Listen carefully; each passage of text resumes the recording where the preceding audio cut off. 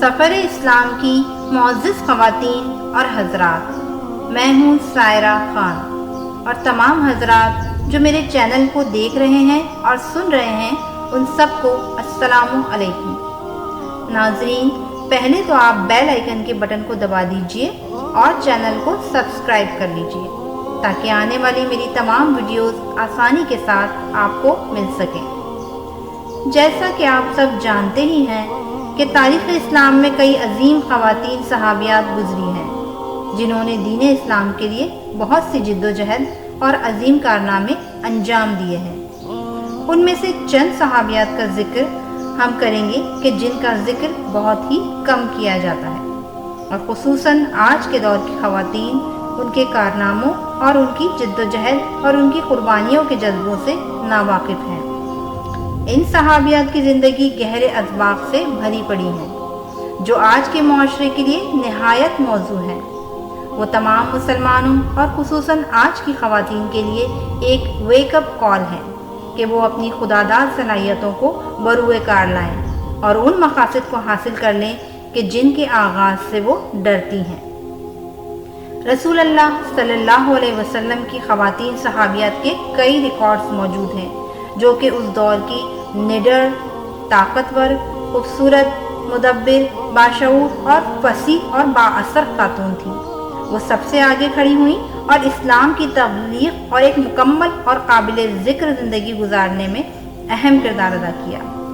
اب جن صحابیات کا میں آج ذکر کروں گی ان کی زندگی کے گہرے اسباق ہیں جنہیں رسول اللہ صلی اللہ علیہ وسلم نے اللہ پر ان کا اعتقاد، نمایاں کامیابیوں اور قابل تعریف خصوصیات کی وجہ سے پہچانا تھا۔ ان میں سے ایک ہیں شفا بنت عبداللہ۔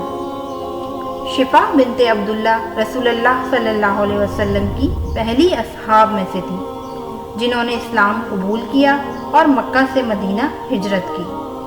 مدینہ سے ہجرت کے بعد ان کا نیا گھر مسجد نبوی اور مدینہ کے بازار کے قریب تھا۔ چنانچہ رسول اللہ صلی اللہ علیہ وسلم تجارتی فیصلوں میں ان سے مشورہ کیا کرتے تھے۔ وہ طب، سیاست، تجارت اور تجارت سمیت مختلف شعبوں میں اپنی حکمت اور وسیع علم کے لیے مشہور تھیں۔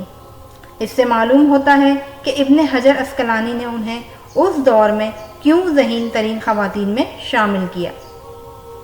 وہ ایسے وقت میں جس میں بمشکل 20 لوگ پڑھنا لکھنا جانتے تھے، وہ پہلی خاتون تھیں جنہوں نے اس دور میں کام میں مہارت حاصل کی۔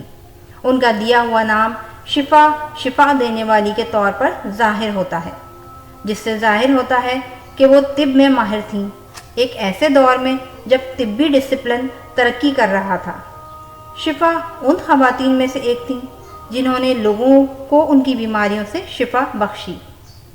جب حضرت عمر رضی اللہ تعالیٰ عنہ خلیفہ تھے تو انہوں نے شفا کو ریاست، تجارت اور تجارت سے متعلق امور کی نگرانی کے لیے مقرر کیا، جس سے وہ سرکاری عہدہ حاصل کرنے والی پہلی مسلمان خاتون تھیں۔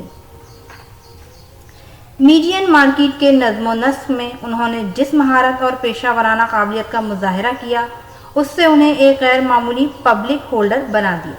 تو ناظرین، آج کی تمام مسلم خواتین کے لیے میں یہ کہنا چاہوں گی کہ آسمان آپ کے نقطۂ آغاز ہے۔ اپنی زندگی کے سفر کو آپ دین اسلام کے ساتھ چلتے ہوئے جو کچھ بھی کرنے کے لیے اپنا ذہن مرتب کرتے ہیں اسے پورا کر سکتے ہیں۔ شفا بنت عبداللہ کی متعدد شعبوں میں مہارت مسلم خواتین کی نئی مہارتیں حاصل کرنے، نئی بنیادیں توڑنے اور سیاسی عہدوں کا دعویٰ کرنے کی صلاحیت کو ظاہر کرتی ہیں۔